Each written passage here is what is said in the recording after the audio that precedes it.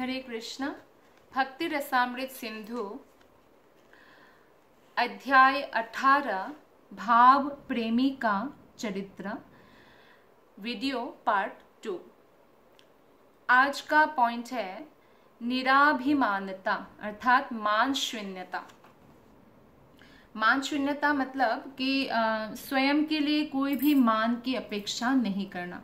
अगर हर व्यक्ति ऐसा बन जाए कि वो कोई सम्मान करे ना करे, उसके प्रति उनका कोई ध्यान नहीं है, वो स्वयं जो है भगवान की भक्ति में लगा हो और सबको सम्मान देता हो, तो निश्चित रूप से उनके हृदय में कोई भी दुख प्रवेश नहीं कर सकता है। तो मान शून्यता है।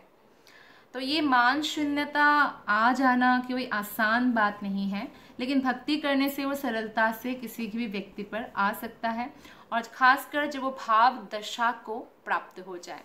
भाव दशा जैसे कि जब कोई भक्त शुद्ध साक्षात्कार के समस्त गुणों से समन्वित होकर भी अपने पद का गर्व नहीं करता, तो वो निराभिमानी कहलाता है। ऐसे तो कोई भौतिक वस्तु को प्राप्त करे और फिर भी अहंकार ना करे, वो भी एक प्रकार से अच्छी बात है। लेकिन अगर कोई भगवान का जो है दिव्य अनुभूति प्राप्त करे, लेकिन अपना जो है इतना उच्च पद में वो उपस्थित रहते हैं, फिर भी उसका उनको जरा सा भी गर्व नहीं होता, तो उनको निराभिमानी कहा जाता है। पद्म पुराण में कहा गया है कि राजा भगीरथ जो है वो राजाधिराज थे, किंतु उनमें कृष्ण के प्रति ऐसा भाव प्रेम विकसित हो गया भगीरथ के अंदर कि वे साधु हो गए। और जो राजा के रूप में राजाओं का कई शत्रुए होते हैं, राजनीतिक शत्रु होते हैं, तो उनके घर में भी जब वो साधु बन गए भिक्षा मांगने गए। और जैसे कोई समाज में बहुत लोग सोचते हैं कि ये लोग अछूत है, या जो है उनके घर में कोई खाते नहीं थे, ऐसे भी घर थे, पर उनको ऐसा कोई भाव नहीं था। वो उनके घर में भी भिक्षा मांगने जाते थे, और सबके सामने इतनी विनम्रता आ गई थी उनके अंदर कि वो सबके सामने जो है सादर आदर के साथ सर को झुकाते। तो यानी जो चैतन्य महाप्रभु ने बताया है, अमानिना मान देना, ये जो प्रैक्टिस हम कर पाते हैं जब हम भक्ति में बहुत आगे बढ़ते हैं, खासकर भाव स्तर तक पहुंच जाते हैं, तो तब वो हम जेन्युइनली जो है वो हमारे अंदर ये गुण आ जाता है। तो भारत के इतिहास में ऐसे बहुत सारे उदाहरण हमें प्राप्त होता है। जैसे कि श्रील प्रभुपाद ने यहाँ पे कलकत्ता के एक बड़े जमींदार बाबू का भी उदाहरण दिया है, जिसका नाम लाल बाबू था, जो एक वैष्णव भक्त थे। तो इतने बड़े जो है जमींदारी था, फिर भी वो वृंदावन में रहने लगे, भगवान का भजन करने लगे, और मधुकरी खाकर जो है मधुकरी करके वो अपना जीवन निर्वाह करते थे। मधुकरी मतलब जैसे साधु लोग द्वार द्वार जाकर भिक्षा मांगते हैं, और ये हम सोचते हैं कि हम बड़ा, जैसे अगर कोई व्यक्ति सोचे कि हम बड़े आदमी बन गए, ये लोग तो हमसे भिक्षा मांग रहे हैं। एक्चुअली साधु लोग हमारे कल्याण के लिए ही जो है हमारे द्वार पर आते हैं, उनके चरण पड़ते ही हमारा घर भी तीर्थ स्थान जितना पवित्र हो जाता है।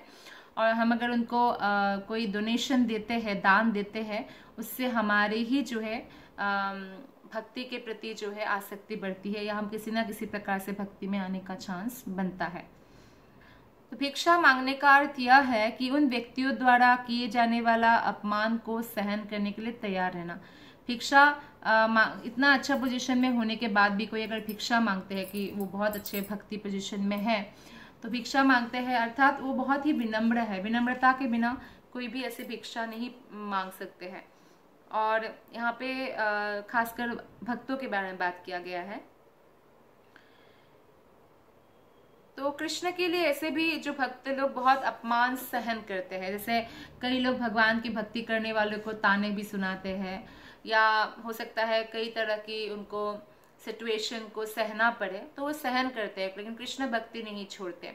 कई बार ऐसे होते हैं कि बच्चा भक्ति करना चाहते हैं, पर माता पिता नहीं चाहते कि वो भक्ति करे। वो चाहते हैं कि ये कमाए और हमें दे, और कमाने में इसका पूरा पूरा मन हो, भक्ति करके कहीं घर से चला ना जाए।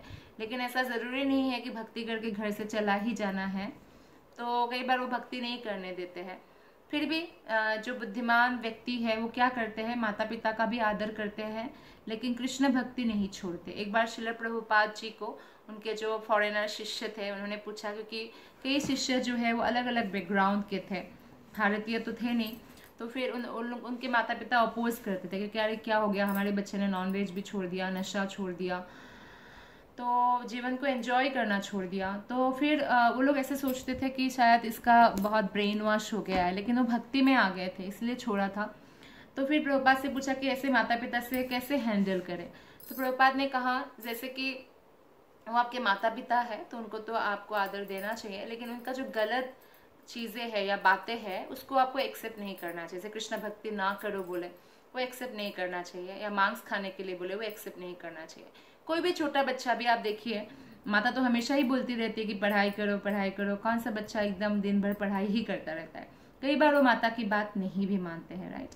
तो इसी प्रकार से अगर माता पिता भी हो और लेकिन भक्ति के लिए वो बाधा उत्पन्न कर रहे हैं, तो उस बात पर जो है हमें उनके प्रभाव में नहीं आना चाहिए और भक्ति करते रहना चाहिए। और कृष्ण भक्त को तो बहुत सारी चीज़ों को सहन करना पड़ता है, और परिस्थिति को वो जो है, आप कोई भी जन्म लीजिए, भले ही कोई मनुष्य जन्म ना भी है, पशु पक्षी की योनि है, उसमें भी माता पिता मिल जाता है, लेकिन बाकी योनियों में आपको गुरु नहीं मिलते। गुरु सिर्फ वैष्णव, जब मनुष्य योनि मिलता है और जब भक्ति के प्रति जो है हमारा आकर्षण बढ़ता है और हम किसी गुरु के लिए कृष्ण से प्रार्थना करते हैं, प्रामाणिक गुरु के लिए, तब जाकर जो है बड़े भाग्य से हमें गुरु प्राप्त होता है।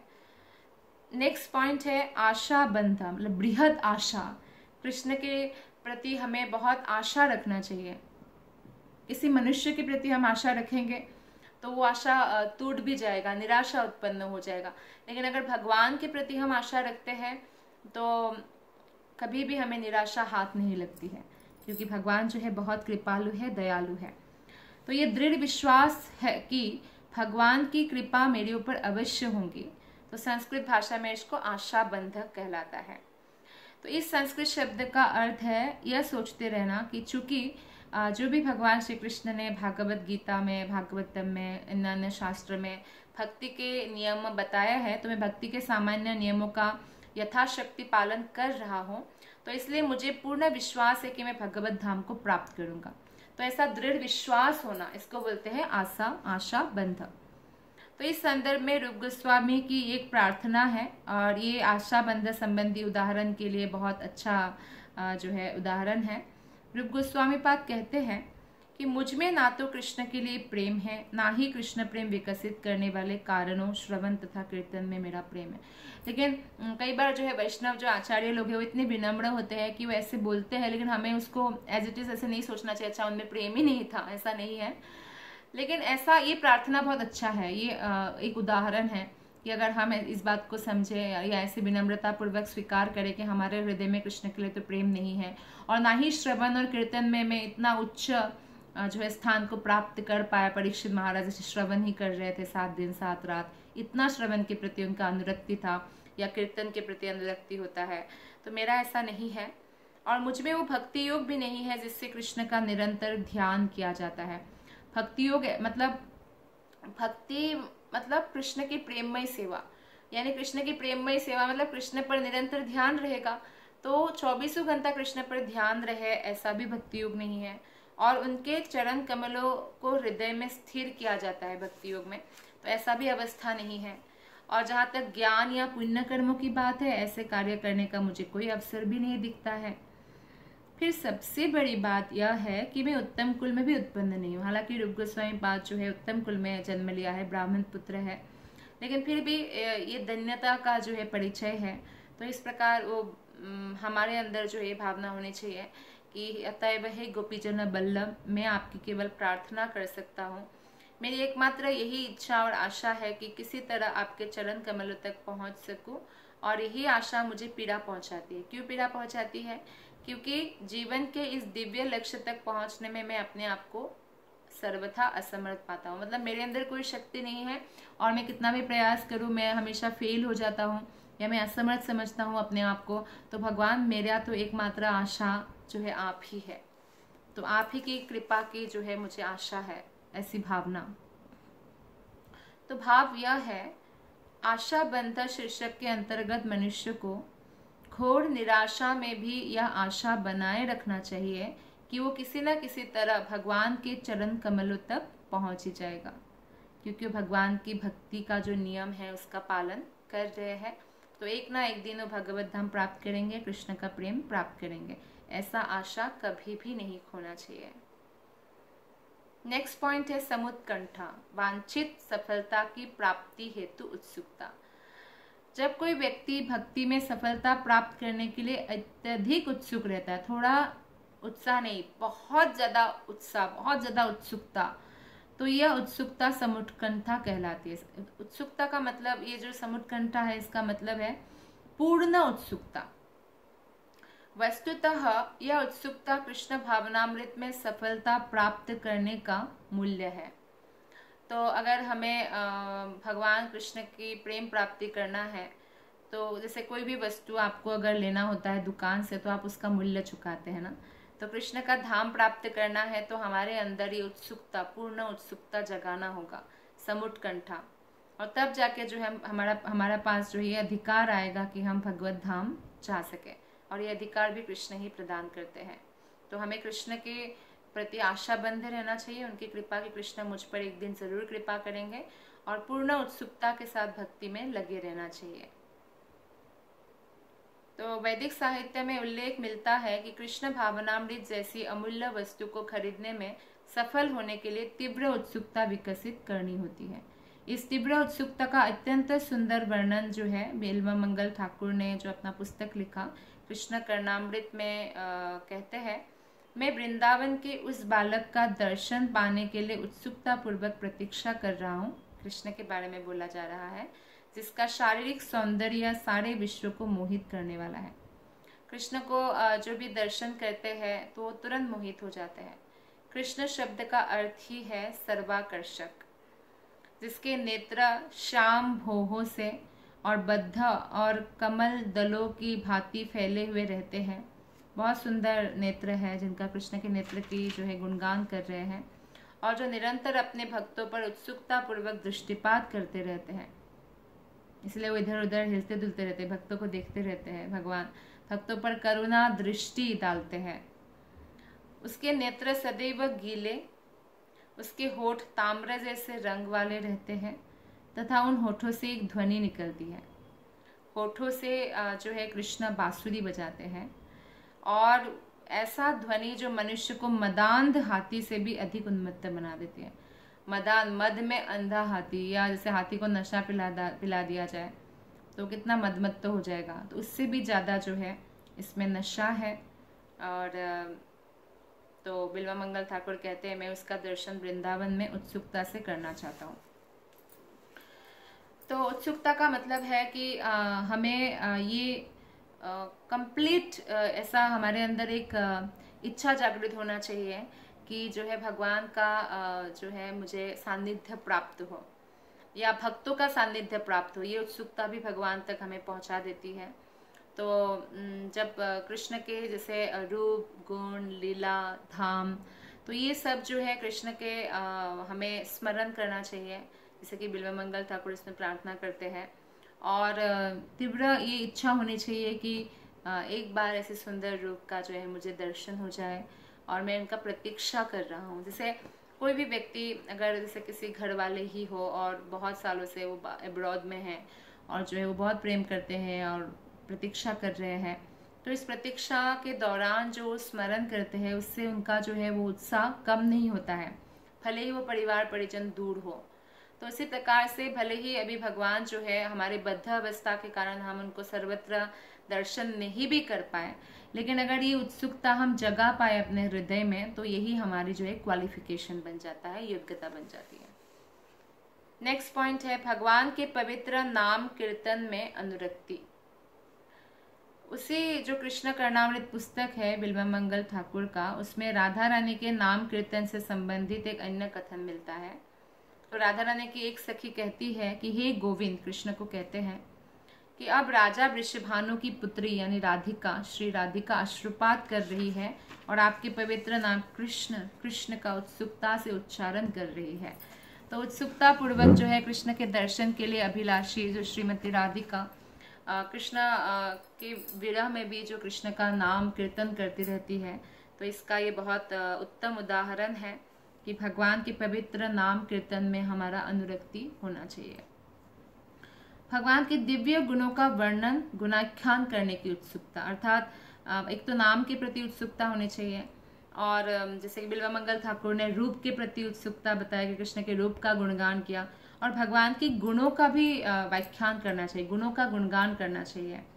जैसे ये सदाचार है कि जब हम अपने स्पिरिचुअल आध्यात्मिक गुरु से मिले तो हम कुछ ना कुछ प्रशंसा करें गुरु का, या जब हम कृष्ण के सामने जाए तो कृष्ण से कुछ भी प्रार्थना करें उससे पहले कृष्ण की प्रशंसा करें।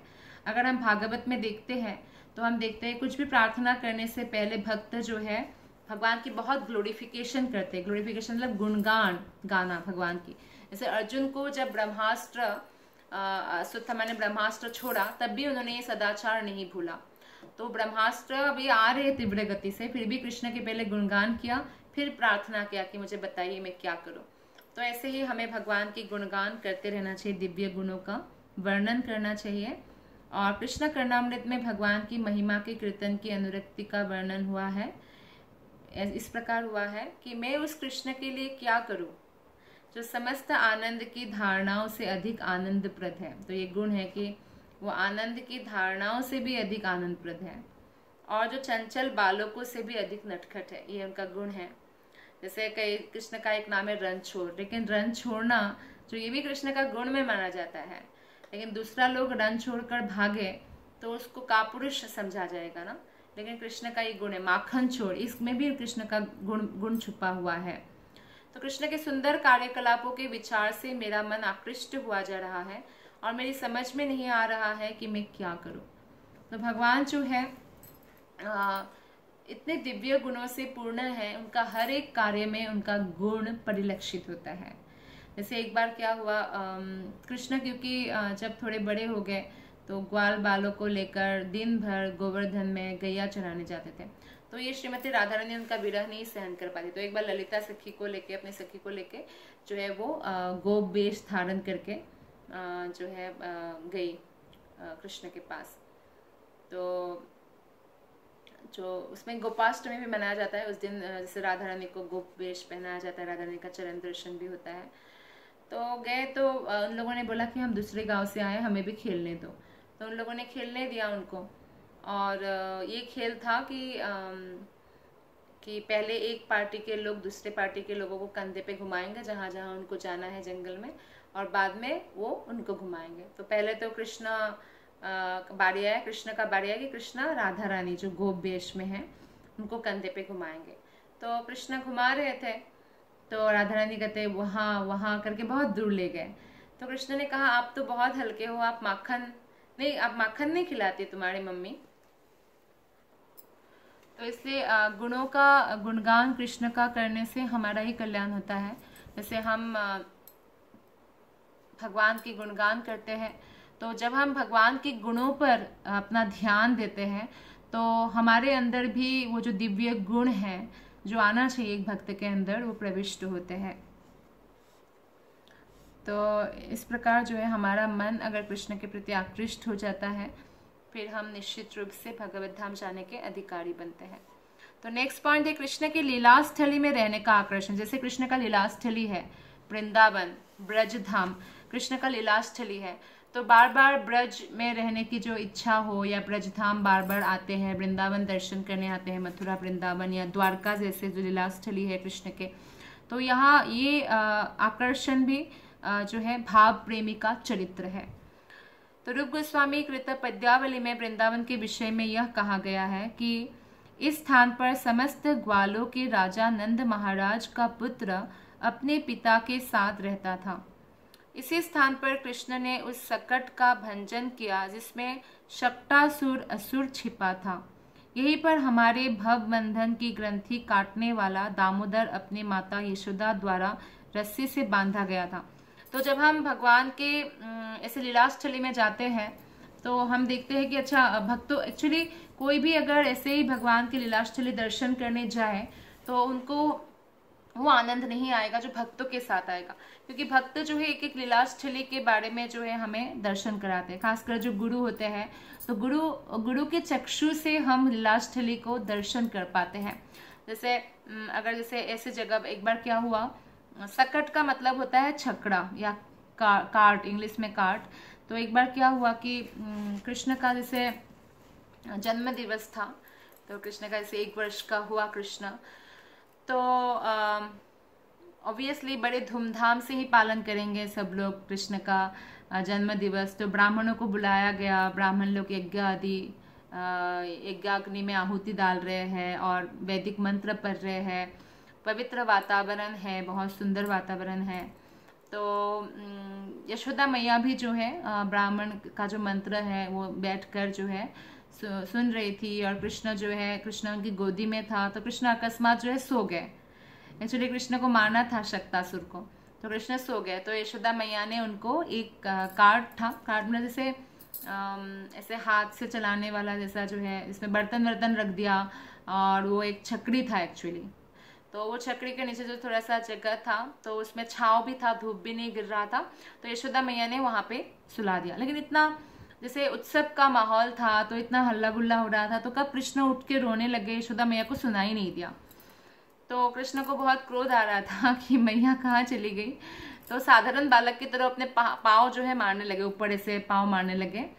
तो उधर ही कंस ने एक्चुअली शक्तासुर को भेजा था कृष्ण को मारने के लिए। तो कृष्ण को पता है कि शक्तासुर जो है इस जो बर्तन रखा हुआ जो गाड़ी जैसा है उसमें प्रवेश कर गया है।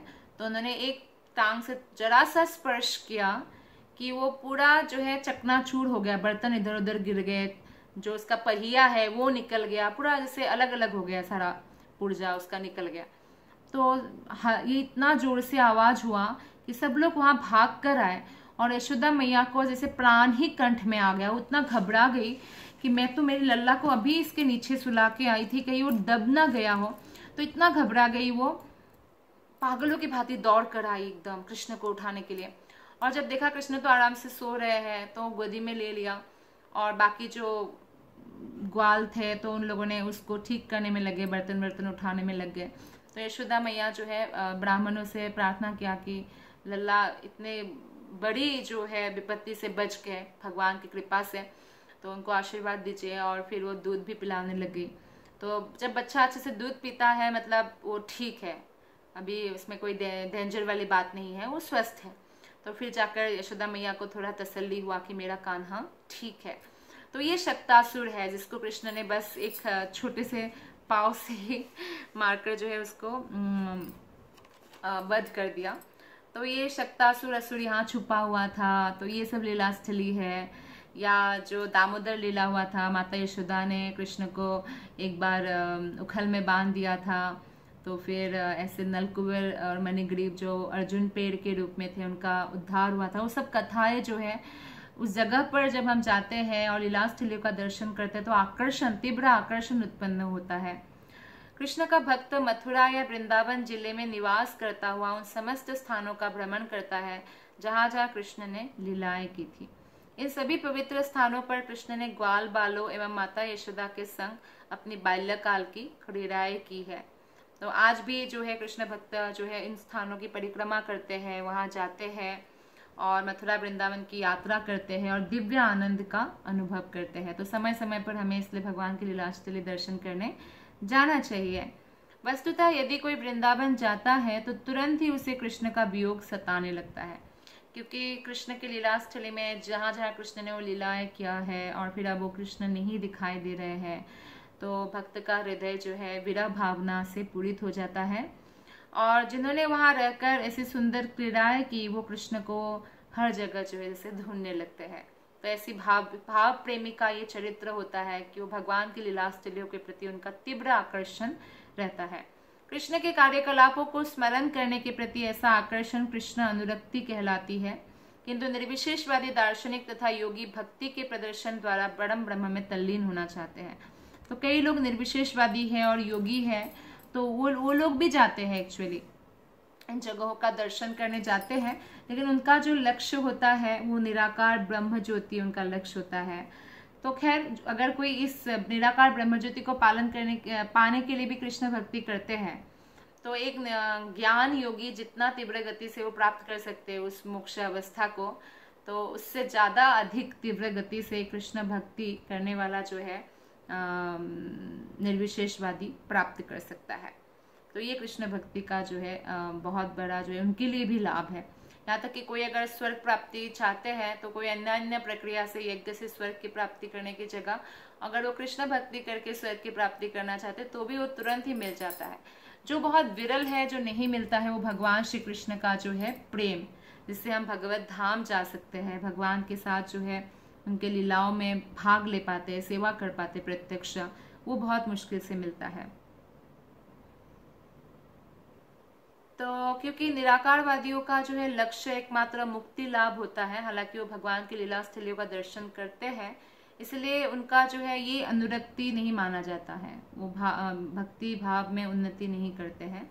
रूप गोस्वामी कहते हैं कि शुद्ध भक्तों द्वारा प्रदर्शित कृष्ण अनुरक्ति कर्मियों या ज्ञानियों के हृदयों में संभवतः पूर्ण नहीं हो सकती, क्योंकि शुद्ध कृष्ण भावनामृत के प्रति ऐसी अनुरक्ति दुर्लभ है और अनेक मुक्तात्माओं के लिए भी प्राप्त कर पाना संभव नहीं है।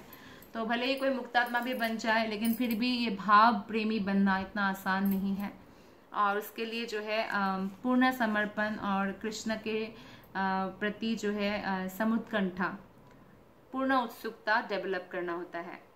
जैसा कि भगवत गीता में कहा गया है, ये भौतिक कल्मश से मुक्ति ही वह अवस्था है जिसमें भक्ति की प्राप्ति की जा सकती है। तो जो व्यक्ति एकमात्र मुक्ति चाहता है और निराकार ब्रह्मज्योति में वो विलीन होना चाहते हैं, उनके लिए कृष्ण के प्रति ऐसा प्रेम उत्पन्न कर पाना संभव नहीं है। और कृष्ण भी ऐसे जो कृष्ण के प्रति अनुरक्ति हमारे हृदय में उत्पन्न हो, इसको कृष्ण बहुत ही सीक्रेट रखते हैं, गुह्य रखते हैं, और इसे केवल और केवल शुद्ध भक्तों को ही कृष्ण प्रदान करते हैं।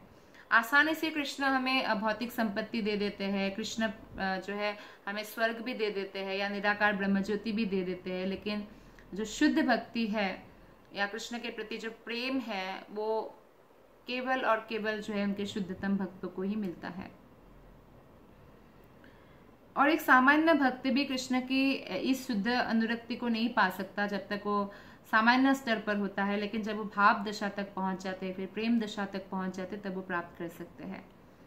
इसलिए जिनका हृदय सकाम कर्मों के कार्य कारण से दूषित है, जैसे रजोगुणी लोग हैं, वो सकाम कर्मी होते हैं, उनको कितना भी पद मिले तो उस पद से और ऊपर और ऊपर और ऊपर जाने की उनका बहुत लालसा होती है, या सब कुछ उनको तैन अपन तैन चाहिए, हमारा सुंदर संतान हो, हमारा ही सबसे सुंदर पत्नी हो या पति हो, या हमारा बहुत ज़्यादा धन हो, तो उसको कमाने में वो इतना कठिन परिश्रम करते हैं कि उनके हृदय में वो शुद्ध भक्ति पनप ही नहीं पाती है, क्योंकि उनके मन में अनेक मनोरथ हैं, अनेक अभिलाषाएं हैं। तो भला ऐसे लोग किस तरह सफलता प्राप्त कर सकते हैं भक्ति में।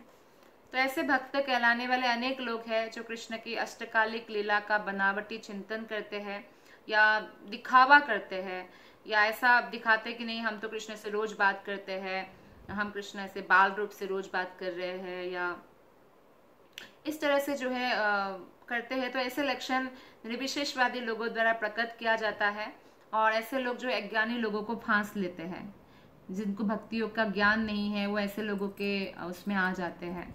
अन्यथा अगर कोई भगवान से डायरेक्ट बात भी करते हैं या उनके अंदर जो है वो स्थिति, दिव्य स्थिति प्राप्त भी किया है, तो शास्त्र में यही बताया गया है कि तब भी उनको साधारण व्यक्ति की तरह ही जो है व्यवहार करना चाहिए, नवदीक्षितों के भांति व्यवहार करना चाहिए, और ताकि कोई उनको पकड़ ना पाए, उनका उच्च स्थिति दिव्य स्थिति को जान ना पाए, तो उनको छुपा कर रखना चाहिए। तो कोई अगर इस तरह से लोगों को फांसने का प्रयत्न करते हैं तो अज्ञानी लोग उनके उसमें फंस जाते हैं। किंतु जो अनुभवी भक्त है और रियलाइज्ड सोल है, उनको मालूम है कि ये जो है ये स्वांग कर रहे हैं और उनकी धूर्तता को पहचान सकते हैं। तो लेकिन ऐसे वंचक में कभी कृष्ण अनुरक्ति का अनुकरण भी पाया जाता है कि वो अनुकरण ही कर रहे हैं कि मैं भगवान से बात कर रहा हूँ, तो उसको वास्तविक अनुरक्ति तो नहीं माना जाता। इतना ही कहा जा सकता है कि वंचक की ऐसी अनुरक्ति से आशा हो जाती है कि अंततः वो शुद्ध भक्ति का पद प्राप्त कर सकता, क्योंकि कैसे ना कैसे वो कृष्ण की ही भक्ति की बात कर रहे हैं। तो एक ना एक दिन जो है वो इस तरह से भक्ति में धर लग के कभी कभी उनको जो है प्रामाणिक गुरु भी मिल जाएंगे और फिर जो है वो उस अनुरक्ति को प्राप्त कर सकते हैं, धीरे धीरे शुद्ध भक्ति का पद भी प्राप्त कर सकता है अगर वो कृष्ण भक्ति में लगे रहे। तो इसलिए कहा जाता है ना कि अच्छी चीजों का दिखावा भी अच्छा है। कई बार लोग दिखावा करके भी जो है उस चीज में सचमुच आ जाते हैं, ऐसा होता है। तो कृष्ण के प्रति अगर कोई भक्ति का भी दिखावा कर रहा है, अगर हृदय में भी भक्ति नहीं है, लेकिन किसी तरह सौभाग्य के कारण किसी भक्तों के शुद्ध भक्त के संगति मिल गया, तो निश्चित रूप से उनके हृदय में शुद्ध भक्ति पनपने लगता है। एक अनुकरणीय अनुरक्ति के दो विभाग किए जाते हैं, छाया अनुरक्ति और पराय दिव्य अनुरक्ति। यदि कोई भक्ति के नियमों का पालन किए बिना, यानी किसी भक्ति का नियम नहीं पालन किया, कोई प्रामाणिक गुरु का शरण नहीं ग्रहण किया और जो है ऐसा अनुरक्ति दिखा रहे हैं, तो उसको छाया अनुरक्ति कहते हैं, रत्याभास कहते हैं। कभी कभी ये देखा जाता है कि भौतिक भोग या मोक्ष में वास्तव में लिप्त व्यक्ति कभी कभी सौभाग्यवश ऐसे शुद्ध भक्त के संगति उनको मिल जाते हैं कि पवित्र नाम के कीर्तन में वो लगे रहते हैं और भगवत कृपा से ऐसा व्यक्ति कीर्तन में सम्मिलित होकर जो है हम अपने हृदय का शुद्धिकरण कर लेते हैं। और जब शुद्ध भक्तों की संगति से उनके जो है हृदयों की चंद्र रश्मियों की छाया उस व्यक्ति पर पड़ती है, तो उनकी संगति के प्रभाव से वो जिज्ञासावश उसी तरह अनुरक्ति प्रदर्शित कर सकता है। लेकिन एक क्षणिक होता है, क्योंकि जैसे कोई शुद्ध भक्त के संगति में रह रहे हैं तब तक जैसे सूर्य है तो सूर्य का प्रकाश हम पर पड़ता है ना, तो ऐसे उनका जो है प्रकाश है उन पर पड़ रहा है, तो तब उनको अनुरक्ति डेवलप होता है। तो यदि ऐसे छाया अनुरक्ति के प्रकट होने से किसी के समस्त भौतिक क्लेश दूर हो जाता है, तो ये परा अनुरक्ति कहलाती है। मतलब पहले तो उनको उनके ऊपर जैसे एक तो ये है कि पहले छाया अनुरक्ति वो है कि जो गुरु का धारण नहीं किया, उन्होंने कुछ नहीं किया, लेकिन सौभाग्यवश उनको संगति मिल गया बाद में, तो छाया अनुरक्ति से फिर वो परा अनुरक्ति तक भी गति कर सकते हैं। तो ऐसी छाया या परा अनुरक्ति तभी विकसित होता है जब मनुष्य किसी शुद्ध भक्त की संगति में रहता है। तो शुद्ध भक्त के संगति में रहने से कई बार शुद्ध भक्त जिस भाव में पहुंच जाते हैं, तो उस भाव में सामने वाला भी पहुंच जाता है, उनकी आंखों से भी अश्रु आते हैं, पर वो क्षणिक होता है, जैसे छाया पड़ गया ऐसा।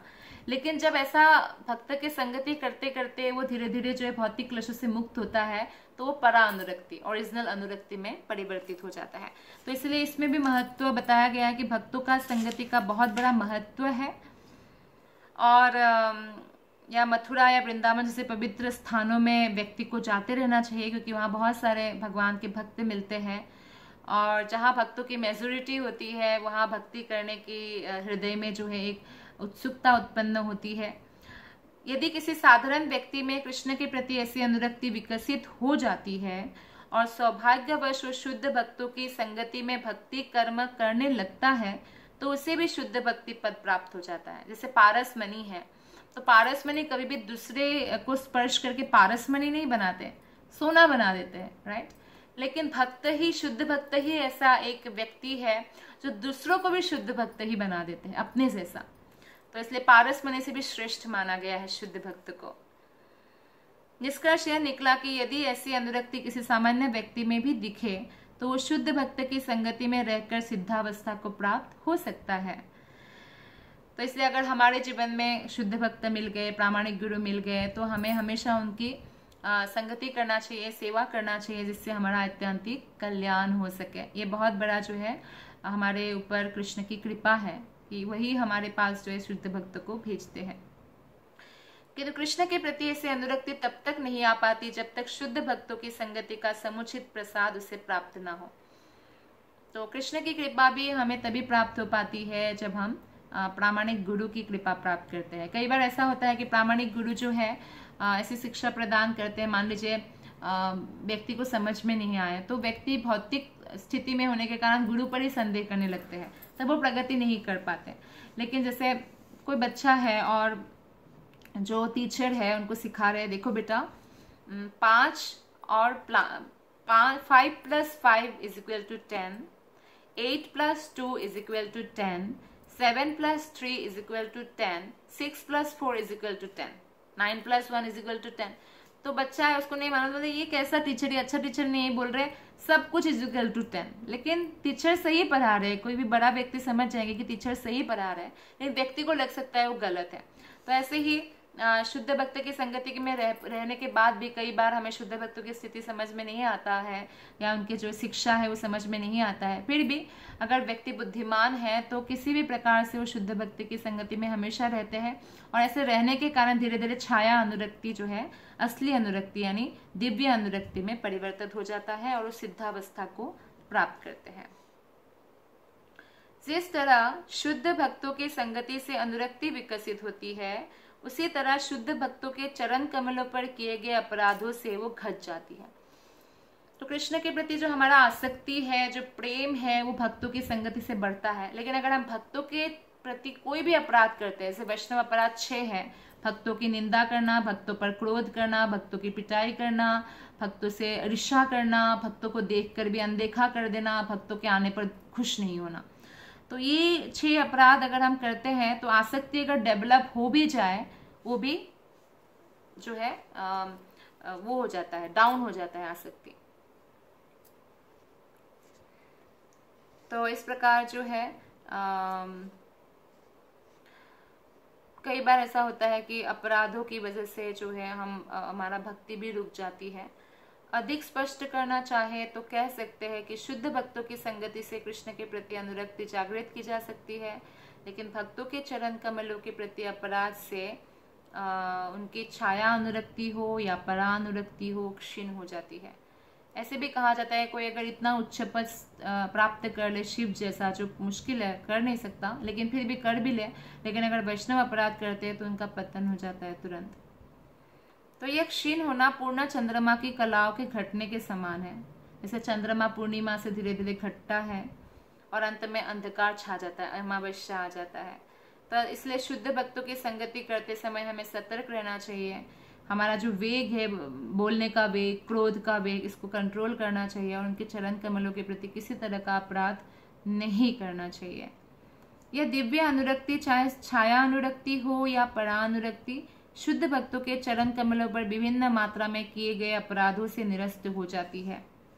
और यदि अपराध अत्यंत गंभीर होता है तो यह अनुरक्ति एक तरह से शून्य हो जाती है, फिर से 0 तक आ जाते हैं, सब समय की बर्बादी हो जाता है। तो वैष्णव अपराध से हमें 100% बचना चाहिए।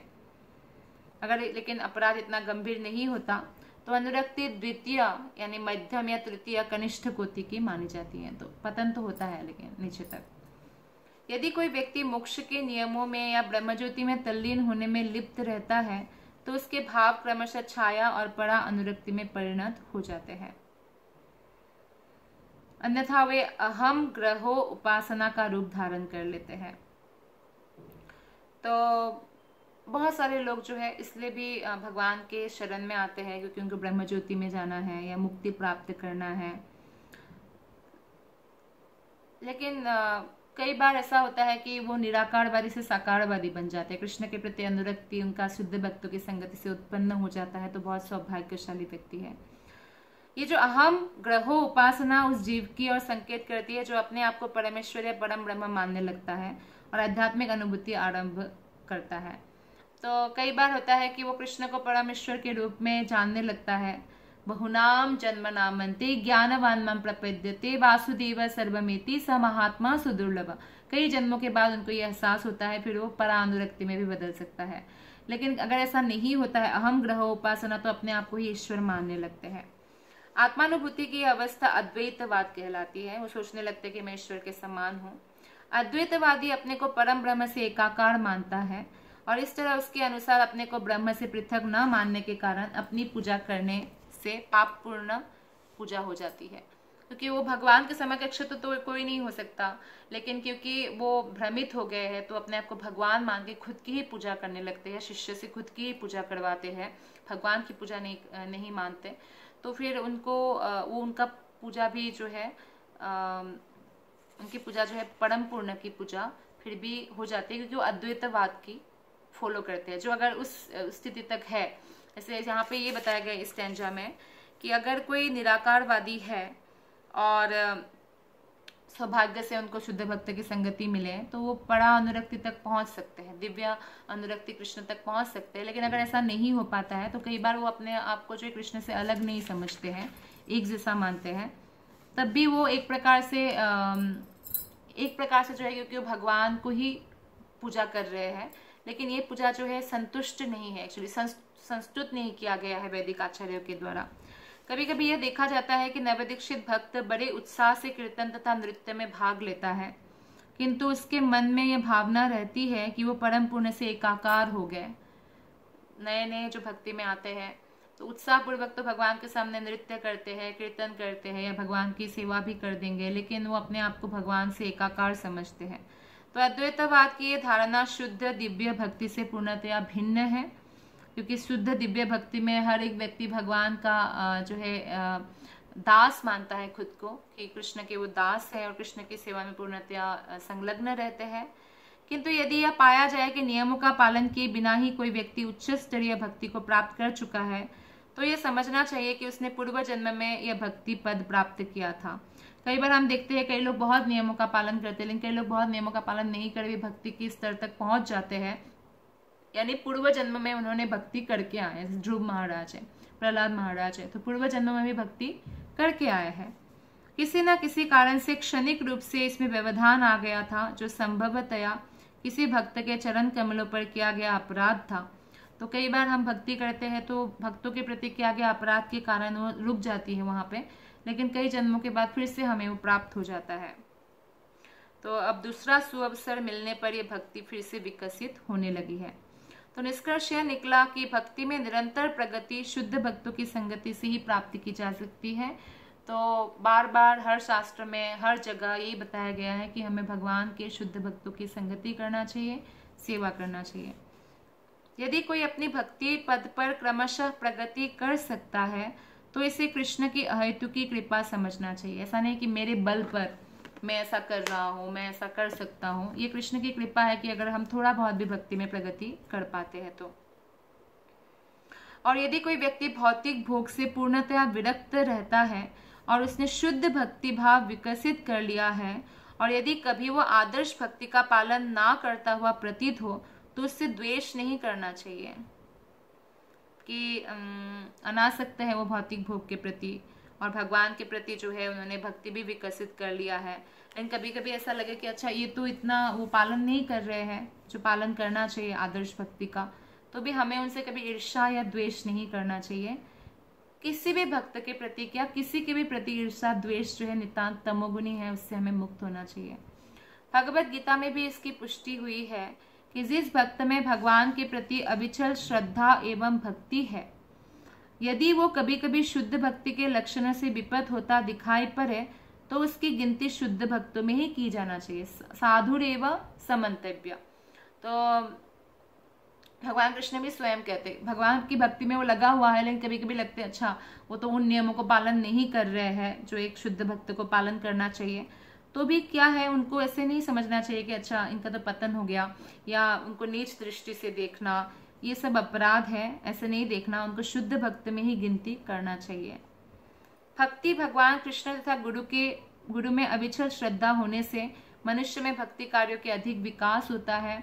तो उद्धव से कृष्ण कहते हैं कि केवल जो है कृष्ण में भी अगर भक्ति हो, कृष्ण के आज्ञाओं का जैसे पालन करें, जैसे मनुष्य शरीर एक नाव की भांति है और समुद्र जैसे ये समुद्र है जगत, तो उसमें अनुकूल हवा है। कृष्ण की जो आदेश है शास्त्र में दिया गया वो अनुकूल हवा है, और कैप्टेन जो है वो गुरु है। लेकिन अनुकूल हवा है, मान लीजिए कृष्ण ने बोला अनुकूल हवा है मान लीजिए, लेकिन अगर गुरु नहीं है, कैप्टेन नहीं है, तो भी वो महासागर को, दुख के महासागर को पार नहीं कर सकता है। तो इसलिए गुरु में जैसी श्रद्धा कृष्ण में, ऐसी श्रद्धा गुरु में होना बहुत आवश्यक है। तब वैदिक सारा चीज हृदय में स्वतः प्रकाशित हो जाता है। नरसिंह पुराण में कहा गया है कि यदि कोई मनुष्य मनसा यानी मन से, वाचा वचन से, कर्मणा कर्म से भगवान की सेवा करता है, किंतु यदि वो बाह्य रूप से किसी गर्हित कार्यों में संलग्न रहता है, तो यह गर्हित कार्य उसकी दृढ़ भक्ति के प्रभाव से जल्दी ही नष्ट हो जाएगा। कभी कभी ऐसा होता है, अब ये माया का संसार है, तो कई बार ऐसा हो सकता है कि भक्त जो है कोई गर्हित काम में चले गए हो, लेकिन बाह्य रूप से, लेकिन मन और वचन और कर्म से कृष्ण की ही सेवा में लगा है, तो बहुत जल्दी वो गढ़ित कार्य उनसे दूर चला जाएगा। इसलिए अगर कोई भक्त है और कोई अभक्त है पर बहुत जेंटलमैन दिख रहा है, लेकिन भक्त है तो ऐसा लग रहा है बाह्य रूप से कोई गढ़ित कार्य में है, तो वो बहुत जल्दी समस्त गुणों से समन्वित हो जाएगा, क्योंकि उन पर कृष्ण की पूर्ण कृपा है, क्योंकि कृष्ण की सेवा में लगा हुआ है। लेकिन जो कृष्ण की भक्ति नहीं कर रहे हैं, जो नास्तिक प्रवृत्ति के हैं, वो जेंटलमैन आज लग भी रहे हैं, लेकिन कभी भी किसी भी समय उनका दूषित चेतना जो है उनके ऊपर हावी हो जाएगा। क्योंकि शुद्धिकरण जो चेतना की होता है वो भगवान के प्रति समर्पण की भावना से ही आती है। यहाँ पर दृष्टांत दिया गया है कि पूर्ण चंद्रमा में भी कलंक देखा जाता है, जैसे काला काला धब्बा दिखता है ना हमें चंद्रमा में, फिर भी पूर्ण चंद्रमा द्वारा बिखेरी गई चांदनी को रोका नहीं जा सकता। जैसे पूर्णिमा है तो आपको कुछ काला काला धब्बा दिखेगा, लेकिन ऐसा नहीं कि चांदनी रुक गई उस धब्बे को देखकर। इसी प्रकार प्रचुर भक्ति के बीच रंच मात्र दोष को दोष नहीं गिना जाता। कोई भक्त इतना प्रचुर भक्ति कर रहे हैं, मनसा वाचा कर्मणा तन मन धन से भगवान के प्रति समर्पित है, थोड़ा सा कुछ दोष हो गया तो उस दोष को हमें बहुत ज्यादा उसको पोकिंग नहीं करना या उसके बारे में निंदा करना, ये सब नहीं, ये सब अपराध हो जाएगा। तो इसलिए वो दोष नहीं गिना जाता और बहुत जल्दी वो दोष से खुद को मुक्त भी कर लेते हैं भक्त। कृष्ण के प्रति अनुरक्ति जो है दिव्य आनंद है। असीम दिव्य आनंद के मध्य किसी भौतिक त्रुटि का एक धब्बा कोई महत्व नहीं रखता। इसलिए भगवान श्री कृष्ण कहते हैं अपि सेत्सु दुराचारो भजते माम अनन्य भाग। तो भले ही ऐसा लगे कि थोड़ा सा कुछ वो गढ़ित कार्य के, फिर भी उनको क्या हमें करना चाहिए, उनको भक्त की तरह ही मानना चाहिए और उनके प्रति सम्मान प्रदर्शन करना चाहिए। तो शुद्ध भक्तों के प्रति हमें बहुत सतर्क से रहना चाहिए। उनका संगति हमें बहुत लाभ पहुंचाने वाले हैं। भाव प्रेमी का जो चरित्र इस अध्याय में 18वां अध्याय में हमने डिस्कस किया, तो भाव दशा तक हमें पहुंचा सकते हैं, लेकिन अपराध से हमारा जो है पतन भी हो सकता है। तो ऐसे शुद्ध भक्तों का हमेशा संग लेना चाहिए और उनके चरण कमलों के प्रति कभी भी अपराध नहीं करना चाहिए। बहुत बहुत धन्यवाद। हरे कृष्ण।